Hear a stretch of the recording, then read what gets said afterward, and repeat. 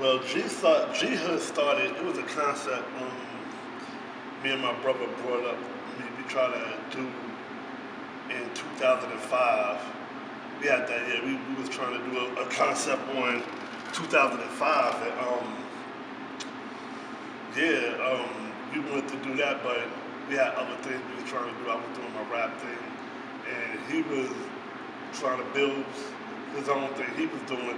So it was at the right time, and you know, it didn't. We didn't think about doing GHood until 2019 when my man Dennis passed, and when Dennis passed, we was just thinking to ourselves, we gotta put something out there. You know what I mean? That we could have for ourselves, and that's how GHood came up. Yeah. Man, it is what it is round here. Green team and my triple T. That how we roll. Engaged for life, married to death. I'll give my last breath, cause that how we roll. Respect my team, never neglect. Keep them tatted on my arm. I remember 10 years ago, over 10 years ago now, me and my brother and a friend of mine, a really dear close friend of mine, Dennis Shields, aka Ghetto, we tried to get together to form GHood, and everybody was kind of taken by their own lives, and we couldn't quite get it together. But D was actually initially gonna write the script for the very first GHood, and I actually remember him actually pulling it together. We was working out of a shared drive to get a lot of the episode done, and couldn't quite pull it together. So GHood was actually an idea a long time ago. And eventually, me and my brother decided once Dennis passed to actually try to get this done, finally to try to get something out there. Cause that how we roll, indeed, that how we roll.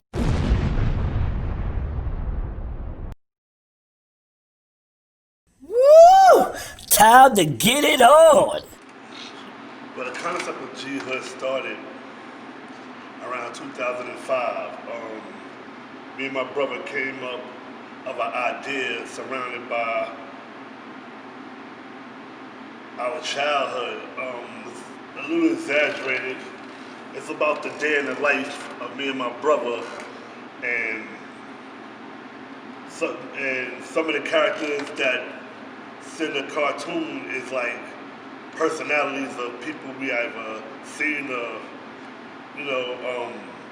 grew up with. Yo, put on your 3D glasses. I'm coming straight at you, playboy. The character design actually generally came from us as kids, and I remember back when I was young, I actually used to wear my hat so low over my eyes you couldn't see anything but my mouth. You're in a privileged position to learn a thing or two, so keep your mouth shut, your eyes open. Just shut up and play. And that kind of carried over to the character design, and also as a trait for just the emotion of the character.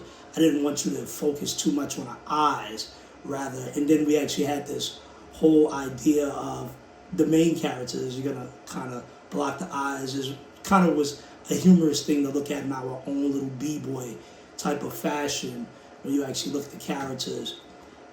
And it gave us our own little identity of a kind of a graffiti type feel for the actual animation. That's just it is. It's just a concept of a day in the life of me and my brother, kind of exaggerated. You know what I mean? But yeah, we had that idea in 2005 that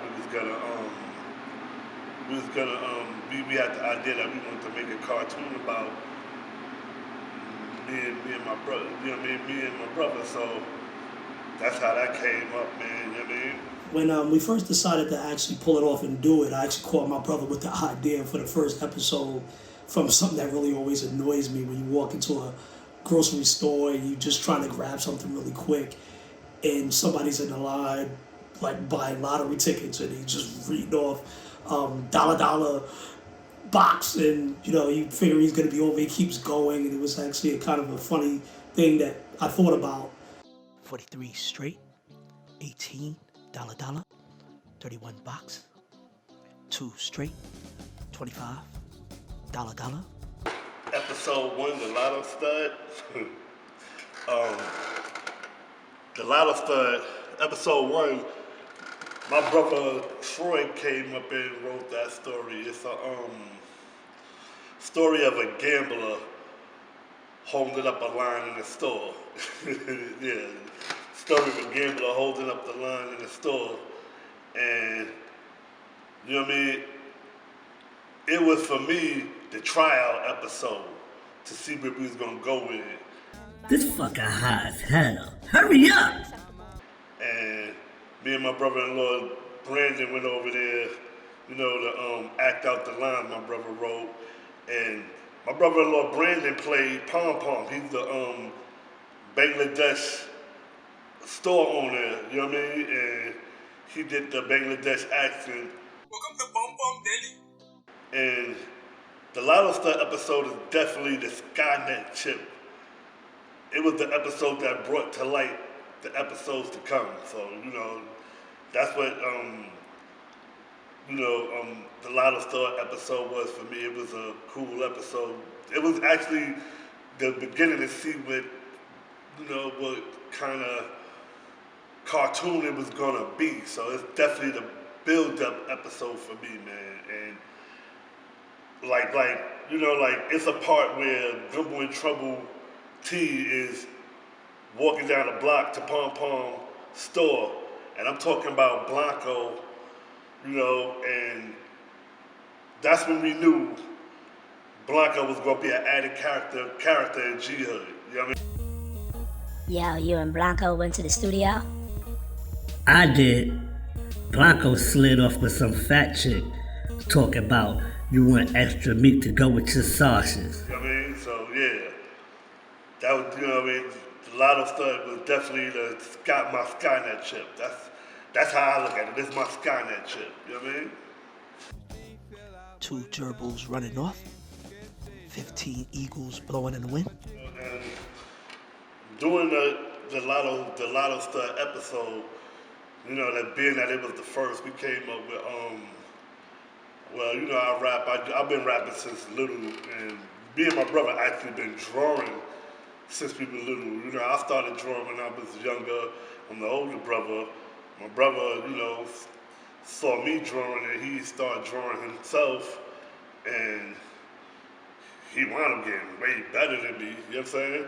But, you know, I still could draw. You know, I draw characters too. Like, I draw some of the characters, and we decided, in this episode, like, you know, like, we was gonna use a song that I did, like, back in, like, 2005 called That's How We Roll, and that's the song that we choose to use for the opening of GHood. Yeah, man, it is what it is round here.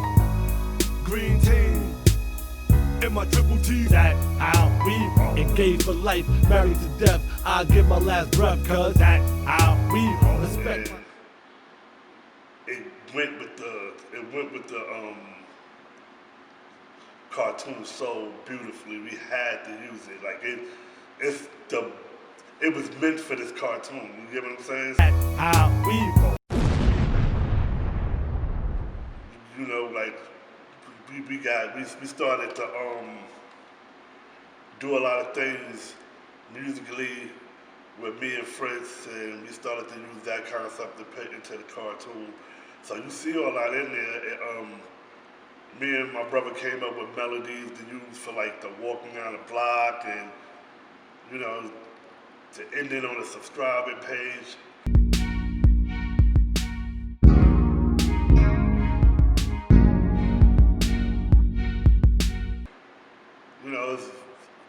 You know, we put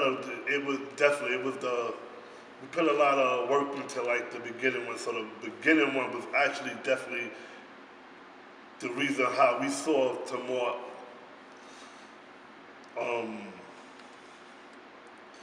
episodes to come in. You know what I mean? That's I'm always cherish the Lotto Stud episode. I really am. You know what I mean? I didn't write this episode. This was my brother's writing this one, and you know what I mean? It was beautifully written. Like, It's like a quote that my brother says that when we walking down the block that I like. That's one of my favorite parts. You know what I mean? I go, you know what I mean? I was talking about some chick butt. You know what I mean? Gumbo, but the character, Gumbo was talking about some chick butt. And my brother go, yo, those is like Trump taxes. You ain't never seen them shits. Watch, get me tonight, and I'm gonna be all over those cheeks. Motherfucker, please, them cheeks is like Trump taxes. You would never see them shits. And I was generally kind of doing quick writing and animating. My brother was kind of adding kind of opinionated pieces to it. Later down the line, we moved on to episode 2 that came out kind of quick right behind episode 1 because the holidays was coming in and I decided I wanted to get a quick Christmas episode in. And that one actually, my brother actually started to joke around with songs that he did for like holiday mixes and stuff like that. I wrote a Christmas song for the whole world to sing. Enjoy. I have no gift to bring, plum, plum, plum, plum, in her tum-tum. Little Plummer Boy. When we did the Little Plummer Boy, the episode 2, I know I was excited. I was still excited off the episode 1, the Lotto stuff, and I was still not writing at the time. This still was Troy. Troy called me up, and he was like, yo, it's Christmas, man. We need like a Christmas episode, something that's really cool, man. I want you to sing. And I'm like, word, Troy want me to sing. And I remember, like, cause back in the days, me and my man Cordero, we used to make sexual Christmas songs. So I was like, all right, man. So at that time, I'm just writing a song for the episode. Like, you know, the whole episode was just a song. So, you know, I'm writing my song and whatever. And, you know, just, it was that one where, I know it was when me and my man Cordero used to stay joking and I came up with plum, plum, plum, plum. So I said, you know, let me do the plum, plum, plum, plum song. That's how Little Plumber Boy got the title. That's how the title came, the Little Plumber Boy. All I have to bring is really some rum, just a plum, plum, in her tum-tum. Oh, I'll beat that coochie like a drum, drum, drum, drum, when I plum, plum. Yeah, man, that's how we did that. And it was like cool, Troy decorated the episode, picked Christmas trees. He had the Trouble T had the little reindeer on his shirt, man. And what the fuck you got on? Baby Donna, gay apparel. Yeah, that shit is gay. That's still like Troy co-writing that because that's still Troy co-writing like the little like, you know, like that part he co-writing. He, you know, it's probably saying written by me, but he co-produced that episode, man. And man, I love that episode, man. That actually, you know, gave me more ideas when we did that episode, man. So yeah, I like that episode. One of my favorite episodes is actually episode 3.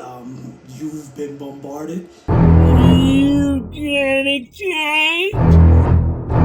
I ain't wildin', I'm just You've been bombarded. Episode 3. You've been bombarded. Man, that was my writer's debut, man. Troy started to work on a video game. And, you know, it started becoming overwhelming to do the cartoon, write the cartoon, and come up with all the concepts and stuff. So he started giving me some work. He started to tell me, yo, listen, you gotta start writing these shows, man. I'm trying to branch off into video games. So he started working on some of his video games. I'm not gonna tell y'all the name of them video games yet, man, but they're coming soon. and they're gonna be popping. They're gonna be popping. He got a couple coming. The whole bum episode asking for change. My brother actually, generally when I started animating, I actually went into video games, and even going back to when we first started GHood, I actually was developing one of my first video games called Mix Masters, and it kind of dominated the time for trying to animate.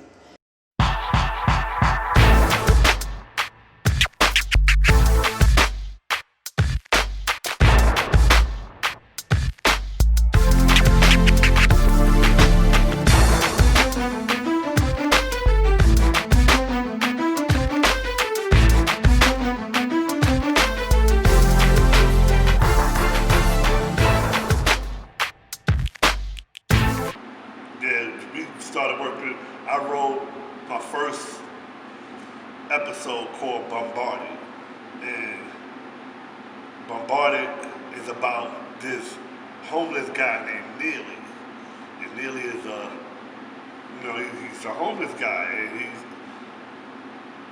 panhandling, asking for money, man, and I don't know, I kind of got that concept off, when me growing up in the hood. I kind of seen like really smelly bums, no disrespect to homeless people, man, but I seen one that was really smelly and really bad, and he would ask for change, but he was just too smelly to be around, man. He just ran, man, like you know what I'm saying? Yo, Neely, get away from my bar, man. For a wash, you literally. So that's like kind of like characters I seen growing up, man, and I created that character Neely, man, and man, I was, it seemed like I got a lot of feedback from a lot of people like Neely, and basically that's about my man coming over, my man Ghetto, in the cartoon. He comes over to see Trouble T and Gumble, and now they faced with a dilemma, man. They can't go outside, man, because if they go outside, he gonna ask them for change, man. And then sometimes when he asks for change, he kind of points at you like, "You got any change, man?" So, and a lot of that concept too came from I was watching that episode with I was watching that comedy show with Kevin Hart, where he was talking about getting a bum on the lip. You know what I'm saying? Yo! Yeah, animation is actually generally very hard to do and very time consuming, and it was kind of hard to balance both. And that kind of, even plowing ourselves into this new venture with GHood, it kind of was the same idea. We found an easier way using programs like Adobe Character Animator to quickly create keyframes for us in After Effects. My brother actually generally started to delve more into the writing side of it, and one of his first debut episodes was Barded, where he actually wrote that entire episode and called me on the phone and read me out the script, and I was just screaming, laughing at that one. Well, y'all should have listened to me. You getting changed? I ain't wildin'. I ain't wildin'. You've been bombarded.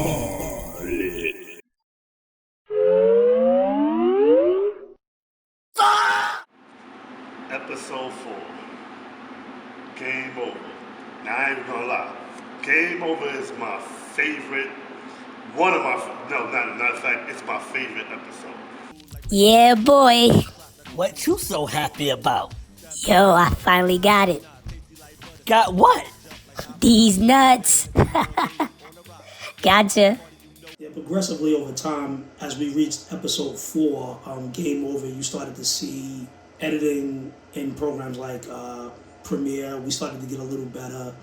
And yeah, generally everything's trial and error. I believe everything's trial and error. If you don't, you have some professionals that actually do everything daily and progressively get better at it.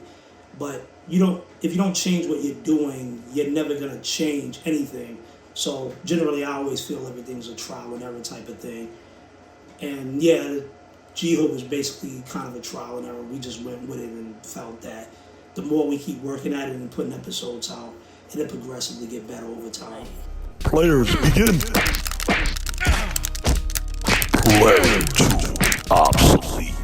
And the guards jail organized. Hands down, my favorite episode, man. That's, I wrote that episode because that's really how me and my brother used to get down when we was little, man. We used to play games, we used to be competitive, bro. We used to be wild competitive, and my brother used to always beat me. To this day, he still beat me, man. Like, I could never beat my brother, man, in video games, man. You just scared I'ma bust that ass. Buzz. Fuck. No homo. And that is, like, basically a love letter to that, to how we used to play games, man. We used to play James Bond, GoldenEye for Nintendo. Man, I used to get my ass kicked in that game, man. Every minute, bow, this dude used to take me out every time. I used to be getting pissed. I don't wanna play this game anymore! Quote that shit, bitch! I used to get pissed. Then we used to play Street Fighter. He used to whip my ass. I literally would be that mad, yo. You know what I'm saying? Like, so, yeah, Game Over is one of my favorite episodes because that's how my little brother used to poke at you, yo. He used to quote movies and whip your ass, yo. He used to really quote movies and whip your ass. You know what I'm saying? And, man, I'm not gonna lie, man. That's one of my favorite episodes to me, Game Over, because it hits so close to home, man. Like, that's really, I wrote that, man, because that's really some real shit, man. Like, that's how me and my brother used to get down, bro. King Kong ain't got shit on me. Let them That's know. how we roll. That's how we roll. That's how we roll. With concealed weapons, 357s, shiny sharp objects for anyone tested. Down low, do everything in silence, do everything in private to keep away from violence. Smoking weed, drinking licks on the block, filling up cups right in front of the cops. That's our style, us niggas don't care. Niggas get jumped cause we don't fight fair. No one-on-ones fucking with us. Y'all get bum rushed, nigga fucking with us. But nevertheless, we hunger success. Hunger strive like warriors to be with the best. And we gon' get there, wait and see. We'll make it together, cause that's how we roll. My crew, my family, I vow to protect. They ain't come before money, cause that's how we roll. I give my life for 'em, right or wrong. Never turn on my team, cause that's how we roll. Engaged for life, married to death. I give my last breath, cause that's how we roll. Respect my team.